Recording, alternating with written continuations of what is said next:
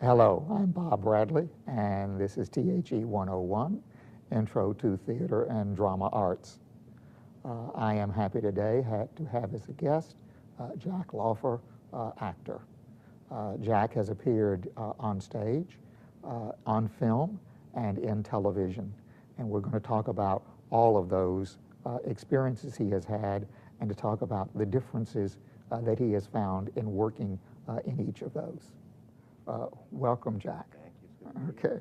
This is your version of At the Actor Studio, huh? That's right, or something like that. As the SMS version. There we At go. the Student Union.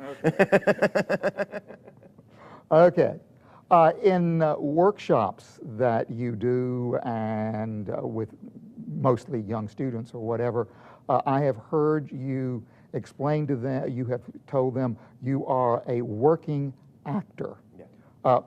What does a working actor mean? It means most of the time you're not working. Oh, all right. It means that that I have finally, after years and years and years, been able to make a living at it, a living at acting. I don't have to rely on a secondary job, knock on wood, because that all could change, God knows. And I have, for the last, since about, probably for about 15 years now, 16, 17 years now, I've been able to make a living as an actor, and I haven't had to wait tables. And a working actor is the guy who plays the supporting parts, you know, in films, you know, who people don't know their names, who the guest star on TV shows, you know. But, you know, when you walk through an airport, people, like, look at you funny and go, you know, some of them walk up to me and go, "Did we go to high school together?" And I go, no, I don't think so. And, he goes, and then there was one woman walked up and she goes, "Did you used to date my sister?" I go, "No." And she goes, "You look so familiar." I go, "Well, sometimes I'm on TV." And then they ask, "Anything I would have seen you in?" Oh. Like I know what she watches. And so then they make you go through the list of what you've been in, and they go, "No." I go, "Well, I was in The Practice." "No, I haven't seen that." "I was in this." "No, I haven't seen that." So now I just say, you know, "Yeah, I dated your sister, and she was a jerk." So I'll say. Well, certainly that at some point, 15 or more years ago, you got to that particular position. Let's talk about how you got there. What did it take to get there? Let's go back to when you left Springfield. Okay. And at that point, you went to New York. I went to New York. And why did you decide to go to New York? Because I was trained in the theater, and because all my friends were going to New York from college, and you know, and we have stayed this tight community, you know, all the SMS alums since then. I mean, we're all very, very tight friends, and we've remained so. And so we had a support group up there. We all went up there together, you know, from my class, and that was the place. That was the place to go. I wanted to do theater. And so that's where I went. And I went up there in 1977, 76, 77, and I had $1,200 in my pocket, and it took me forever to save that, and it lasted for 6 months. And today, Now lasts 6 days. today is 6 minutes. Oh, 6 minutes. you couldn't even, there's no way kids now can move to New York and live in Manhattan unless they have a trust fund, unless they're supported by their parents and they're rich. Because a friend of mine just rented an apartment in New York for $3,200 a month, 1 bedroom in Manhattan, and it's no big deal. So I tell kids now, I go, don't expect to live in Manhattan. It's not going to happen. You know, you're going to be out in Jersey, you're going to be out in Staten Island, you're going to be in Queens and not the nice part of Queens, you're going to be in Brooklyn and not the nice part of Brooklyn. So it's a whole different thing. I mean, my apartment was $225 a month, and it was great. It was my one and only apartment in New York. And was it in rent control at that point, or? It was rent stabilized, so it could only go up a certain amount every every 3 years or so. Our leases were 3 years long. And when I left, it had just broke $400 a month, and that's unheard of for an apartment in New York. I had, well, you've been there. I had a 2-bedroom, and you know, it's not the greatest thing, but it was, you know, I miss it. I miss it. And when you left, just for curiosity, at that point, was the rent stabilization taken off, or? You know what? If I know that they warehoused my apartment for a while, they didn't let anybody move in. And if you go in, They were fumigating it from your... that must be it, from your visits. That's right. If you leave it empty and renovate it, whatever, you know, whatever that is, then you can charge street level, and it's no longer rent stabilized. Right. And so I tried to keep it as long as I could after I moved to LA. I had a sublet in there, and then after 2 years, you're not allowed to sublet anymore, and so I had to give it up. I gave it up kicking and screaming, but I had to give it up. All right, well, let's back up. Okay, let's back up. You arrive in New York. At this point, what did you do when you arrived? When I arrived, Before you even found your apartment. before I found my apartment, friends of mine, Dale Hensley and Celia Tackerberry, who also went to SMS, went up the month before and got an apartment. And so I stayed with them until I got the apartment. And there were 6 of us in this apartment until I got my apartment. And I looked in the paper to find the apartment, and it was misfiled under Brooklyn by mistake. And I saw 85th in New York, and I go, that's not Brooklyn. And so I called, and because you can't get an apartment, I mean, you know, nowadays especially, but back then you still couldn't get an apartment in New York. So I rented an apartment with Kathy Ryder, who was also from SMS. We were roommates.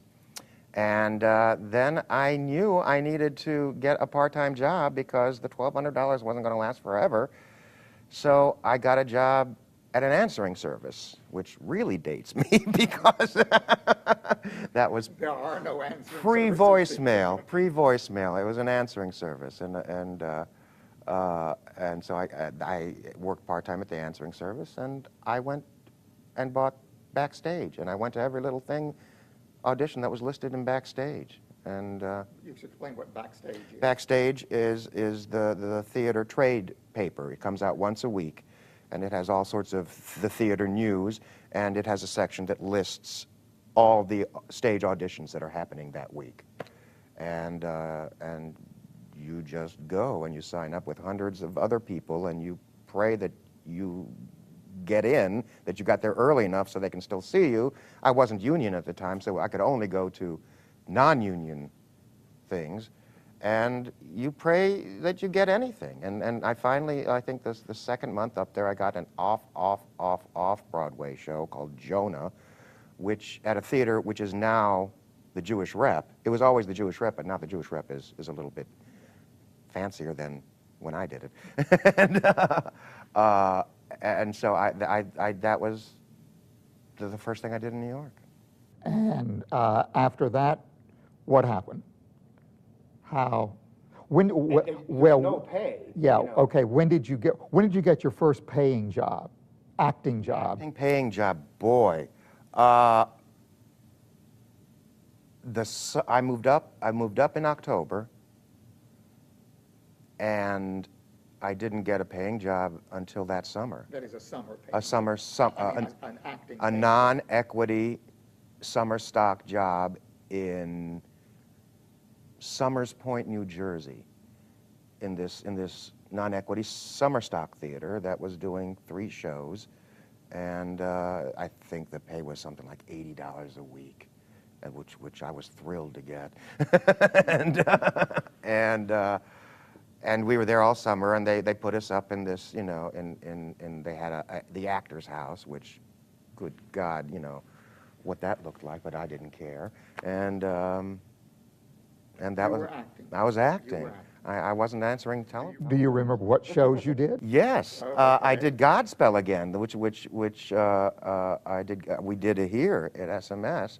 I did a different part. I played Judas, and I did Murray in 1,000 Clowns, non-equity. But you know, Murray's. I mean, really. I mean, I was 20 years old and I was doing Murray. It was ridiculous. But that's what I did that summer.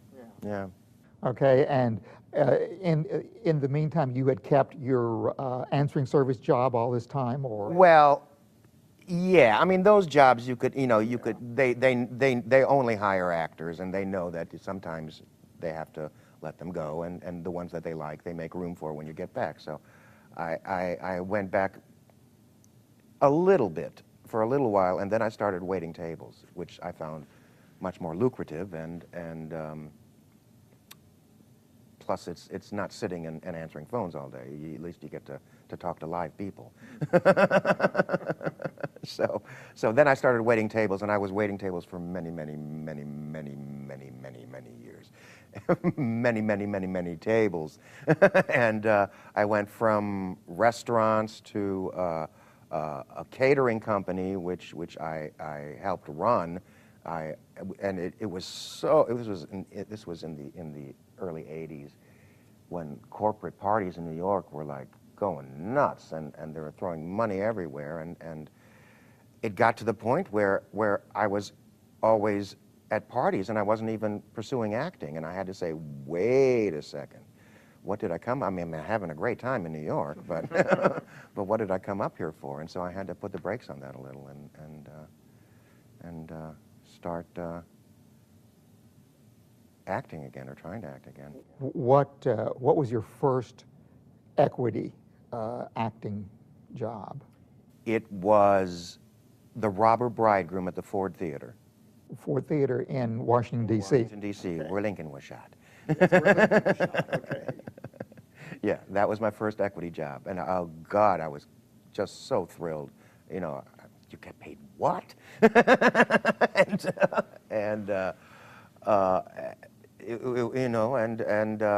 from then I was able. Once I joined equity, I was able to join SAG. That's Screen Actors Guild. Screen Actors Guild. Those were the days where, after a year or so, you could join one union if you belonged to another performing union. You can't do that anymore. And so I joined SAG, and I was able to do extra work in New York, which was invaluable to me, because I was an extra on The Raging Bull, for like 3 weeks, and I got to watch, Scorsese direct, and I got to watch De Niro act, and what he did. So when the camera was in front of me, I knew a little bit what to do. I wasn't, by watching these guys. And I was the Sidney Lumet's lighting double for Daniel, for John Rubinstein, all his scenes. So I stood there while they lit the scene, because I was about the same height and the same coloring, while they lit the scene, and they adjusted the camera, and I paid attention, and I learned. And also, I got paid a SAG salary, which was years toward my pension, and it got me insurance, and it was really invaluable. Nowadays, and in New York, they know that actors do extra work. In LA, you cannot be an extra if you want to act, because there's this stigma, and once you're an extra, you stay an extra. So it's very difficult to do that in LA. Okay, you said a very interesting. You said you watched and you learned. Yeah. Okay, can you tell us what you think you learned, or I mean, do you? Well, I learned. I was watching De Niro do some scenes from Raging Bull, and I was just looking at him, and I'm used to stage acting, and I was going, he's so still. He's, and it's all right up here, and look at that. He has to hit his mark, and he has to hit his mark right there. And if he goes over a little bit, You should explain what you mean by mark. a mark is where, like if I'm crossing from here to there and talking to somebody, I have to hit it by the centimeter. I have to hit that. Right. That It's literally a place on the floor. the place on the floor, and It is marked. It is marked. If it is marked if that part of the floor is not part of the scene. Right. Then they mark it with a little X, a little T, and you have to hit that mark. You have to walk, not look down, not look at your mark, and hit your mark, and you have to hit it exactly. Because if you hit it, if you just a couple centimeters to the left, you're out of camera. A couple centimeters to the right, you're out of the light. You know, and the scene's no good. And it doesn't matter how good you're acting, they can't use it. So that's when they shoot it again. That's when they shoot it again. And sometimes you hit your mark, and they're off, and you were great, but they can't use it. And so it's a miracle when any kind of performance happens in the films, I think. Yeah. Well, I know at one time, while you were still in New York, you were doing a lot of commercials. Yeah. How did you get into the commercial business? Well, you know, they always told me, everybody always told me that I was a character actor and I'd have to reach a certain age before I would start working, you know, and, you know, in my early 20s, it wasn't going to happen. And back then, they were right. Nowadays, in your early 20s, that's when it's happening, you know. Just my luck, yeah. Nowadays, all the parts are for kids, all of them. And every once in a while, they throw in a parent, but, you know, not as a regular. And so once I reached 30, you know, I kind of became the dad and became, you know, the befuddled businessman, and I finally had a look that was commercial. And I started doing pretty many commercials. And it really, really subsidized the theater career, and that helped me wean myself off the waiting tables, because I was able to make a living doing commercials. Okay. Maybe you should explain how that subsidization works. Because How you get paid for commercials? Right. And how you continue to get paid. They're great. Commercials are great. You work for a day or two, you know. First of all, it's not you work for, people think that. You have to audition for so many commercials before you book one, and so that's all part of it too. You go through many days and days and days and days of auditions and get rejected 2 or 3 times a day, you know, and you have to learn not to take it personally. And so finally, I booked one, and I booked a really good one. It was, my first one was a Budweiser one, and I played a jazz musician. I don't know why, but I played a saxophonist, and I shot it, and you get, you know, back then I think you got like $350 for shooting it, and then the mailbox money comes, and you get, and all of a sudden I walk down to my mailbox, and there'd be residual checks, because every time it's on the air nationally, you get a residual. Even if you're just on a little flash, you get a residual. And you get a residual if it's on nationally, and you get paid if it's on in a region, like if it's on the 10 o'clock news here in Springfield, you get a certain fee for that every 13 weeks.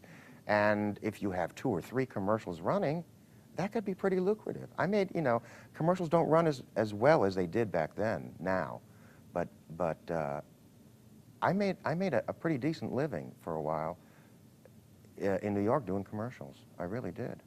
And of course, most commercials are, what, 20 seconds, 30 seconds? 30 seconds. 30 seconds. And you do what, all of this in one day? Most of the time. Sometimes it's more than one day. But most of the time it's all in one day. I was the spokesman for Nissan for a while, and I did a whole series of commercials. And for that, they actually flew me to LA, and we shot it there, and we shot like 6 commercials in a little over a week. And that was also radio spots we did then, and print ads, and, you know, it just goes on, and that pays really nice. It really does. And then you can do your theater for free and not be so scared. or you can do a regional theater and get paid not too much, because they don't pay too much.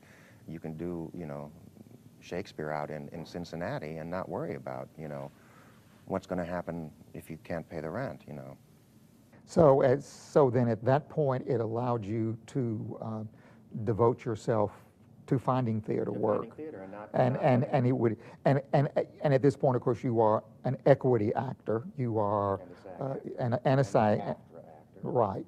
But at this point, it means if you accept any theater work, it must meet a certain basic scale. It's got to be union. You can't scab. I mean, there are people that do that, but you shouldn't do that. I mean, you shouldn't take once you're in the union, you should take union jobs. But by having the assurance that the commercials checks are going to arrive, Right. you can afford to, build your resume? Yeah, I can go. I did, you know, I did a tour of the immigrant that came to Springfield, actually, and I did Driving Miss Daisy in Columbus, and I did, you know, I did a production of Hamlet in Beverly, Massachusetts, and you know, and I'd go to the regional theaters, and you don't get paid a lot, and most of the times you're not gone long enough. You're gone just so long. You're gone about a couple of months, not long enough to really be able to sublet your apartment, so you're also paying rent. And Can't lose the apartment. Apartments are golden, especially my apartment. You cannot lose your apartment in New York. You cannot, or else, you know, you end up in Staten Island. So all of this regional theater work, what did it do for you? Build your resume, but what else? Well, work begets work, and every time you work, you meet people that give you work later on, and it happens all the time. So, and you get to act. I mean, you know, you get to do plays that by playwrights that you don't get that kind of writing on TV usually, and it was wonderful, and you meet you meet people that will help you later on. Yeah, always. Actors really don't talk about acting, and certainly don't talk about acting to each other much. But let's talk about acting. What? I don't think you can teach it. Well, all right. You know, shut down this college. Well, you learn something here. You do learn. You do. That's not true. You do learn lots of things here. You do. I mean, and my education here was invaluable. But I think you either have that gift or you don't, and you either can do it or not. What a teacher can do, or what a coach can do, or what a director can do, is give you the permission to go per certain spaces. Say, you know, it's okay if you go here, you know, or why don't you try this if you hadn't thought about going to this certain spot, or this certain space within you, because all of acting is within you. You know, you always play yourself, and and those who say they don't play themselves are lying. The idea that you transform into another person and become this other person is bull, because I think the art of acting is being able to bring yourself and your life experience and your humanity to a role, and your life experience and humanity, you know, layered with Neil Simon's life experience and humanity, hopefully becomes art. You know, becomes acting, becomes, you know, and you know, they say, you know, what about Meryl Streep and what about Dustin Hoffman? Dustin Hoffman plays himself sometimes with a limp. You know, Meryl Streep plays herself sometimes with an accent, but it's all who she is. She brings who she is to the role, and to bring yourself to the role, you have to know yourself, and to know and not only know yourself, you have to be willing to expose that, and that's the hard part. That's what a coach can help you do. That's what a teacher can help you do. A director, a shrink can help you do. to be able to go to the places that you want to cover up, that you don't want to expose, because it's painful. It's, you know, you don't want anybody to see those things, but you have to go there, or else, you know, go sell real estate. Have you ever found yourself turning down a role because you didn't want to go where the role was going? No, I don't turn down, it's hard to turn down roles, actual offers. Okay. I turn down auditions sometimes. Okay. Because then I don't really lose the job. But if they actually call in with an offer, I can't turn it down no matter what. I mean, you know, I'll go anywhere for money. I'm a whore. Let's back up to the audition stage. At that point, then, if you turn down an audition, why do you turn down auditions? Let's just leave it that open. Why would I turn down an audition these days? Okay. If I find what the role says or what the piece says offensive, I won't do it. You know, offensive, you know, to me politically, offensive to me, you know, just on a humanitarian level, I won't do it. You know, I won't audition for it. And also, you know, I've been kicking around this business, you know, for 25 years now. You know, if somebody calls and asks me to audition for a 2-line part now on you know, Murder, She Wrote. No, that's no longer on, but you know, on that. And you were on Murder. And I was on Murder, She Wrote, and I didn't have much more than 2 lines. No, I had a nice part on Murder, She Wrote. Then you know, it doesn't help me. It doesn't help me, because you know I fought tooth and nail to get to a certain level, and God knows it's not the level that many people are on, but it would only do me wrong or do me harm to take those kind of parts. So, and why else would I turn down an audition?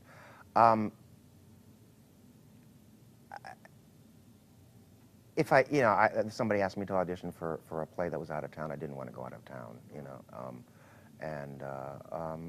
just stuff like that. But mostly it's because something about the material offends me, and I don't want to be a part of it. Let's jump a step. You've accepted the role. You're now working on it. Okay, where do you start? Depends on what it is. Where do I start with the character? Yes, and with, yeah. Boy, I tell you, it's so different, because with the film, with Lost in Yonkers, that was a Pulitzer Prize-winning play. It won the Tony Award. It was a play that I read and I saw many times. I knew the character, and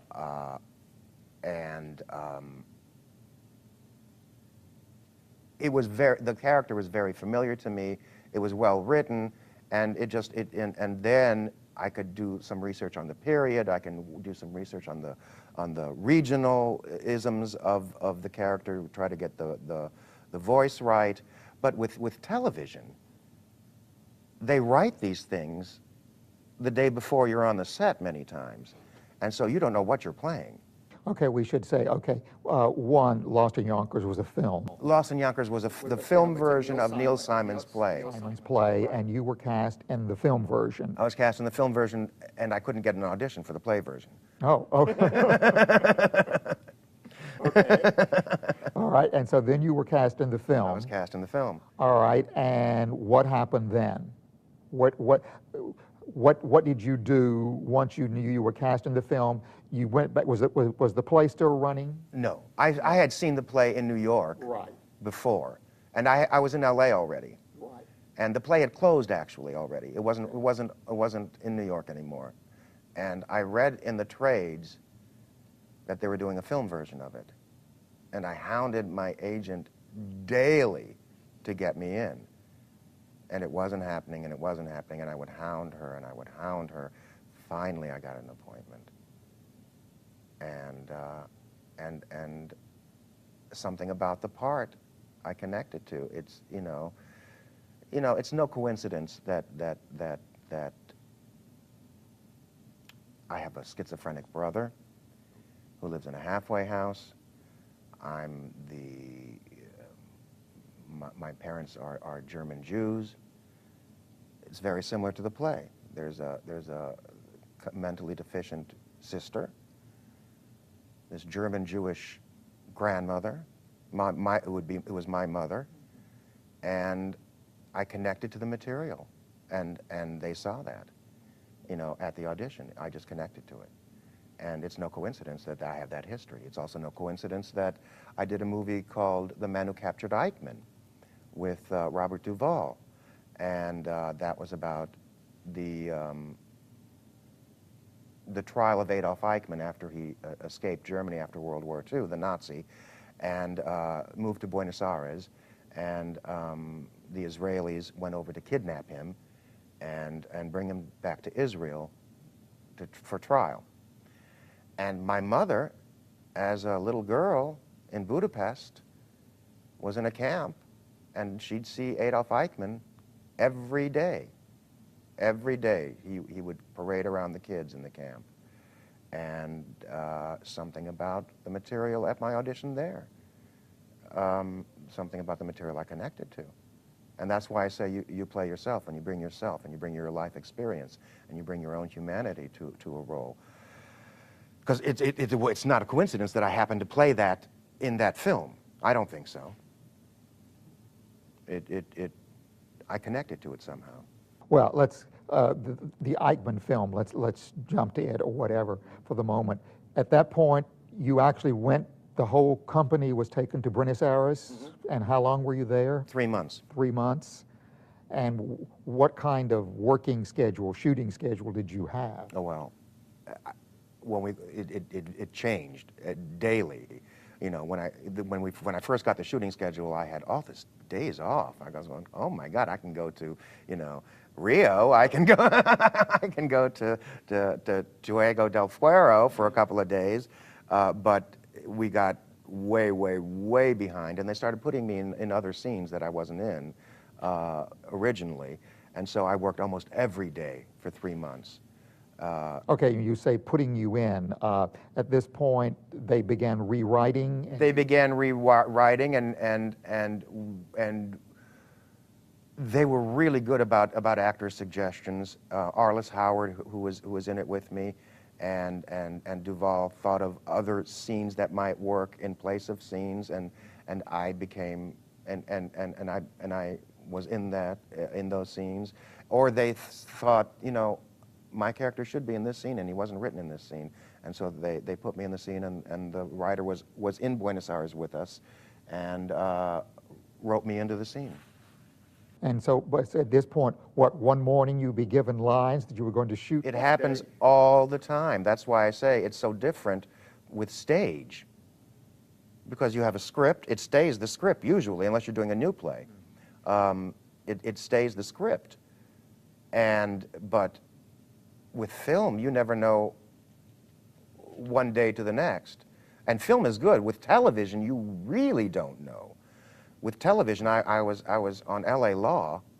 I was a lawyer in LA Law, and I had my script, and when they gave me my script, you know, like 5 days ahead of time, and that was great for David Kelly, you know, to get a script 5 days ahead of time, and so I had a 4-page summation, and I go, oh, thank God I got this 4 days ahead of time. So I worked like hell and memorized it, and I worked on it, and you know, and I had to be on the set at 7 o'clock in the morning. 9 p.m. the night before, the messenger comes to my door with rewrites for the summation. It was completely rewritten.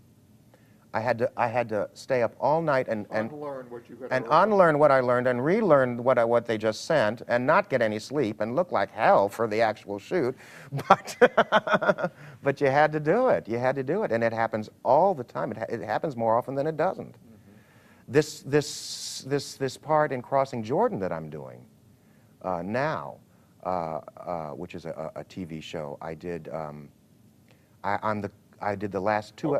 You had real difficulties with part one. Oh, well, part one, yeah, I didn't. 6 words, Yeah. real difficulty with that. That was easy. That was easy. That's a lot of problems. But they wrote the character, and they don't know. They didn't know. Did I really kill her? Did I not kill her? Do I know who killed her mother? Do I not know who killed her mother? You know, and all that's going to be resolved next season. Yeah. And you don't know what to play. You know, so you just close your eyes, say the lines, and hope for the best. Because not only did I not the writers don't know where they're going with it yet. So at this point, you've done 2 episodes of that, and you know you're coming back. At least supposedly, you're going to come back. Well, I have to come back for a while because that's what the last episode was. Right. That they're out searching for me. Right. And I'm right now I'm a psycho killer. I think I did it. I don't know. Maybe I didn't. But so I think I'm going to meet a very gruesome end sometime. But at some point in the season. But I hope it's a long, painful death. many episodes long. I hope I hop from place to place and they can't find me for a while. It's like that. What was that series that was on? Fugitive or No, the XFiles. No, I'm thinking the FBI agent who had the clairvoyant knowledge. She would sort of go. The Profiler. Profiler. There. Like Dennis Christopher on The Profiler. Right. Yes, And yes. He went, what, 2 seasons? Oh, he did. Yeah, that was great. And he didn't. They didn't even shoot him. He was just his voice and his hands. Right. You know, he could look like hell and not care about it. He could roll right out of bed to work. Oh, I could kind of do that in this part too, though. Yeah, okay. I looked a little scary in this. See if you can do this, huh? Just keep it going for as long as the series keeps on. Well, you want me to tap dance? I'll tap dance. Yeah, you know. I don't care. Okay. Well. Okay. Okay. When you're in the theater, you have a script. You have the entirety. You know where it begins. You know where it ends. You know where you have to go. You know your journey. You know what do you do when you don't know these things? You said shut your eyes and just hope for the best. You know what? You have to make something up, and you just pray that it's the right thing. And if it's not, you know, it's their fault for not telling me about me. So you have to have some plan or some journey of what this guy is and what he did do, and hopefully the choices I made, not knowing, but I made the choices anyway, will help them decide what's going to happen to him. Because I had, you know, otherwise it's this big general thing, and you don't, and it's nothing. You just say the lines and. Right, and so at this point, is that actually you're hoping the writers saw what you did, and maybe we'll take some clues from it. Well, you know, I'm saying they don't know where it's going. That they didn't tell me. They didn't tell me for sure what is happening. They probably know. They just didn't want to commit themselves to it. So I don't know how much I would help the writers, but maybe they saw, okay, he made that choice. Maybe that is an interesting place to go. Okay, let's do that. You know, let's do that for a while and see how that works. You know, and we start up again the week after the 4th of July. So it's soon. It's soon. In the theater, you've got this. What do you do? What kind of work do you do when you know you've got that entirety in front of you, as different from? And you not only have that entirety in front of you, you have a rehearsal process where you can try so many things and see what feels good and see what doesn't, and see what works with the other person. You know, and you have, if you're lucky, you have several weeks of a rehearsal process, which you don't have. Let's come back there just a moment. One question then. For film and for television, what do you get in terms of rehearsal? You don't. You don't? You don't. What do you mean by you don't? You don't get a rehearsal. You don't. Lost in Yonkers was an exception.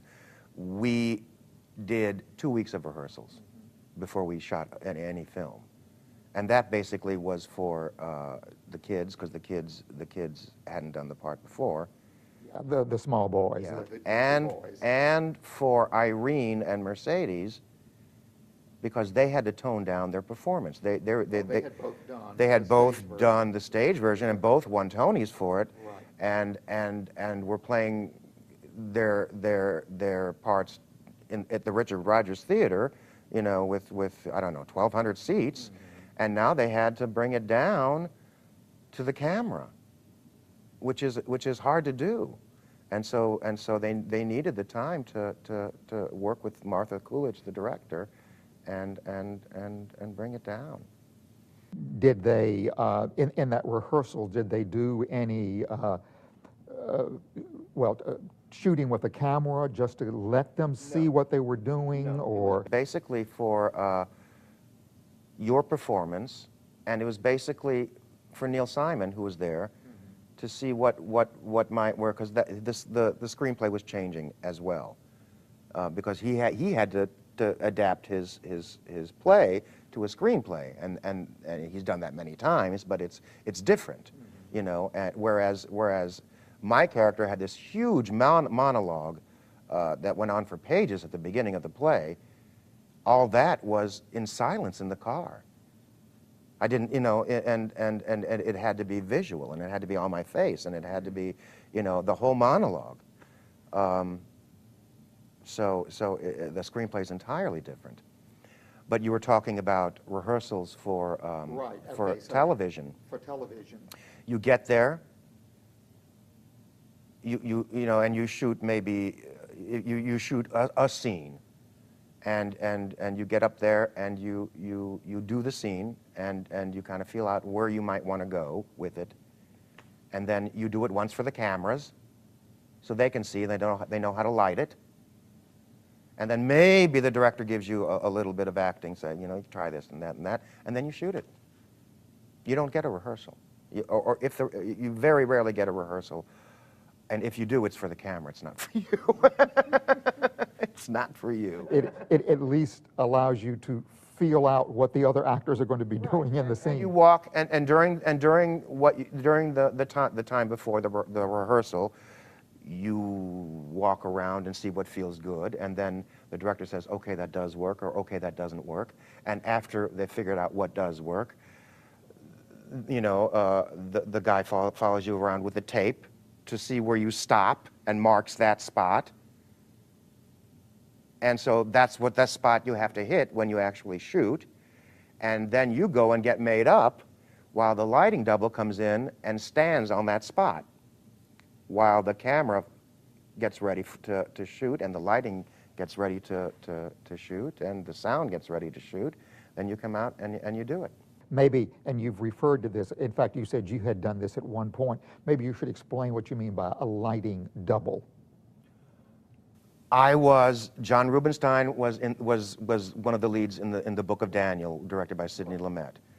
And it was just that. It was just John Rubinstein and Mandy Patinkin and the actors in the thing would get up, do the scene, figure out how they're going to go, where they're going to go, where they're going to walk.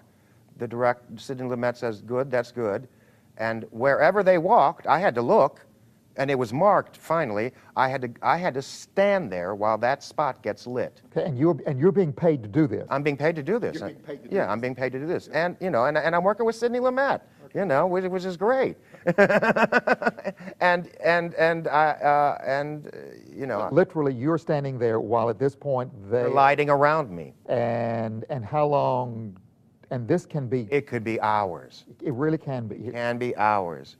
And this is when the actors are in their trailers or whatever. Right. They're running lines, or they're in their trailers waiting. It could be, you know, it could be a long, long time. And then you have to shoot the reversal. And so this part of the set has to come down, you know, because, you know, or this part of the set has to come down. They have to build this part of the set because that's where the camera was. They didn't have it then. And so that takes forever to turn around. It takes forever. And this may be, what, a 5-minute scene? 10-minute scene? Well, for films, 5 minutes, you know, for films you shoot about 3 pages a day, which is about how many minutes? Oh God, it depends, but yeah.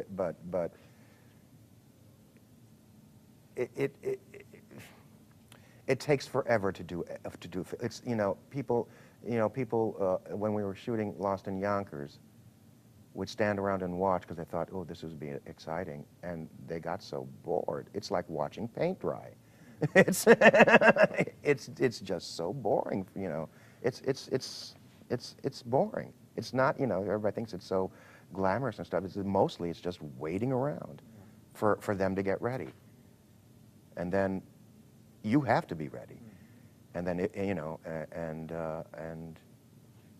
then, boom, you have to do it. And you have to do the same thing the whole day, time after time after time after time, because they shoot a close-up of you, then they shoot a medium shot of you, then they shoot a long shot of you, and then they shoot whoever you're in the scene with, and you have to do it, and you have to be in the same emotional place to give to them. And you're doing this hundreds sometimes of times a day, and it's really, really hard. And then with Lost in Yonkers, my big emotional scene in Lost in Yonkers, they shot everybody, and then they shot me. I was the last one, and so I'd been doing this all day. And I was jammed emotionally. And so we had to stop, and Irene Worth and I'll be forever grateful to her, did an improv.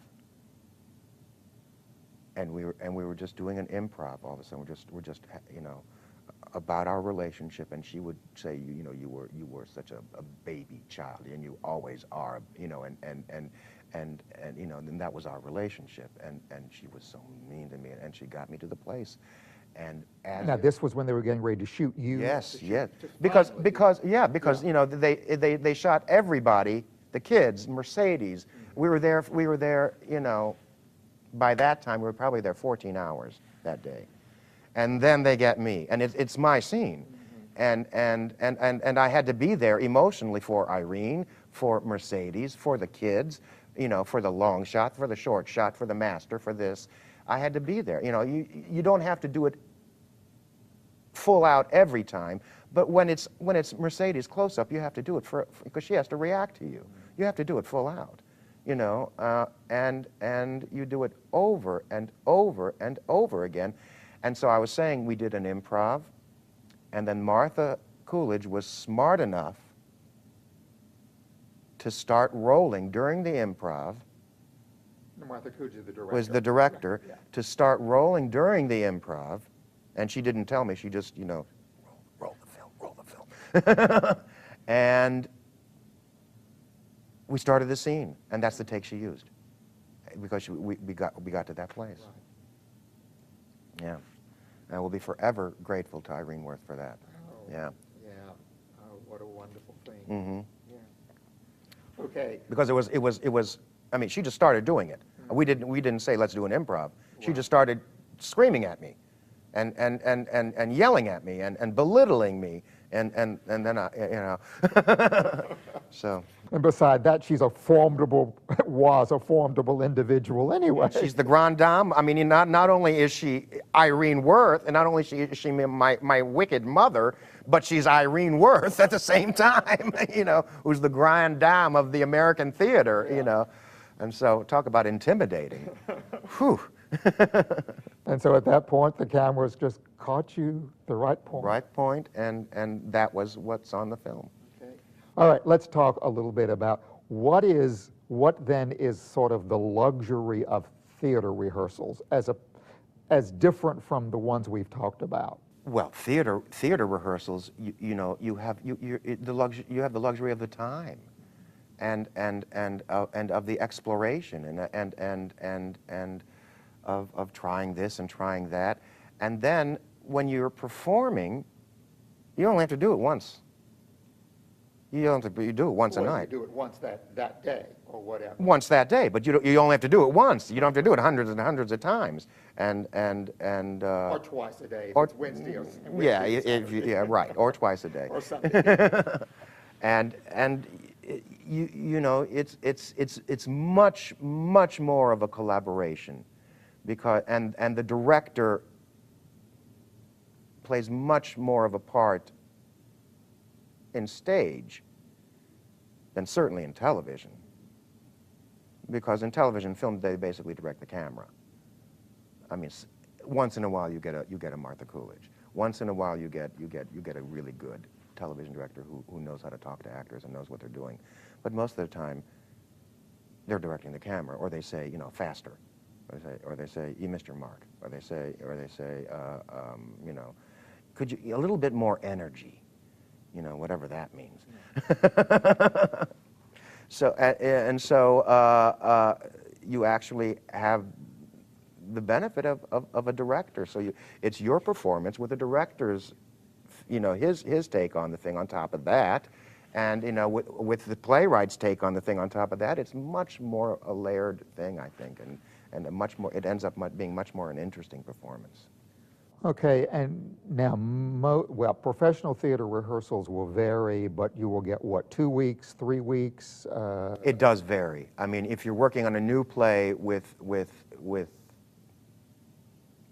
you know, some kind of a budget, you get a little bit longer. But yeah, if you're hired to do a regional theater production of Miss Alliance, you get about 3 weeks. Okay, and this is, and essentially a rehearsal day is 8 hours a day for 5 days a week? 6. Okay, 6 days a week. So, and you do this for 2.5 to 3 weeks. Right. And you have a production usually. I mean, that's just about enough time. That you know, sometimes you have to do it in, you know, I don't know if I guess they still do week stock. I don't know. Where you learn it, you're performing a show and learning another. Yeah, there are a few, I know. Yeah, and learning a show at the same time, rehearsing a show at the same time. That's rough. But I don't think that's common anymore. I think for plays you get at least 2.5 or 3 weeks. Mm-hmm. Mm-hmm. And so, okay, now, what kinds of things do you explore, you yourself, during this rehearsal period? What do you do? Oh, it's different for different things. You know, I don't have a specific way I work. It's different for every part. It's some parts I don't have to do a lot of exploring. It just happens. You know, you know, it's just there. It's all there. And sometimes I have. Okay, how do you know it's there? Oh, I don't know how to explain it. You just know it's there. You just know it's there. You just fly with it, and you know, yes, you can do research, you know, if it's a historical thing, but you know, if you know yourself, you know what you have to do to get to certain places. You know what you have to do. You know where you have to go. Sometimes it just comes second nature, and you don't have to do it. It just happens. So many times the work is just memorizing the lines and doing it. Many times it's not. Many times, you know, you have to really break down the script into beats. You do this anyway, but really break down the scenes into beats and what is happening. This beat, and we should at least beat is a sort of a kind of structure or unit within the play that an actor uses. And everybody has their own definition of a beat. You know, most of the time I try to separate the script into things that are fact, that are just fact, that I say, as opposed to things I say because of need, or things I say because of character. Character is if I cover something with sarcasm. That's a little combination of character and need, but I cover it with sarcasm. That's my character. That's what I do. Need is what I need, you know, to happen, and fact is just, you know, I went to the store at 7 o'clock, and you know, so that's what I do. Okay, when you know it's all there, do you ever find that because of what someone else is doing who's playing opposite you that what kind of adjustments, do you have to make adjustments? Sometimes. And when you do, how do you make these adjustments, or what do you do? Well, it's still all there. You just make it. You just make it. I mean, you're still that same person. You know, and you just. Hopefully, you're free enough that you can adjust to whatever they're doing. You know, and that's the beauty of it all, because you know, if you don't go in with any preconceived idea of exactly what the character does, you just know who the character is. Then you can riff with somebody, and that's the beauty of it all, you know, when that happens, and you're actually in the moment, and hopefully, you know, you can do it, you know, 8 times a week. You've alluded to this earlier, but why are you an actor? Because I can't do anything else. Honestly, because I can't do it. I don't think I could do anything else, and it's the only thing I know how to do, and I love doing it, and I've been kicking around this long. I'm not going to give up now. All right. Why did you make the choice to start with? At some point. When did I make the choice? When or why? When and why? It was here at SMS. Yeah. It was here at SMS. I was going to go into advertising. And I got here, and I did, you know, a couple of things in high school, and I was in the Muni Opera when I was 11 years old, you know, the only Jewish Von Trapp kid ever. But I got here, and I auditioned for a play, and I thought, this is where I belong. This is what I'm meant to do, you know. And I found out that I was good at it, and I loved doing it. And I really didn't love doing anything else. And you get an amazing education here at SMS. You really, really, really do. Now, granted, all the teachers I had are gone. You're the last one, and you're gone. You're almost gone. You're next to gone. Soon. Living on in this tape or something. Yes, you will live on forever. And live at the Student Union with Bob Bradley. But yeah, my years here decided this is what I need to do, and this is what I love to do.